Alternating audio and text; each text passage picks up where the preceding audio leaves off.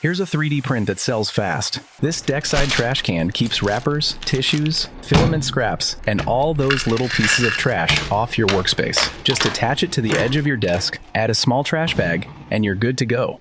It costs about $1 to print, takes just 2 hours, and sells for around $30 plus shipping. With Sparko.ai, you can change the bin size, adjust the desk clamp, and customize it to fit different desk thicknesses using simple text prompt. If you want to print one yourself, comment Spark and I'll send you the link.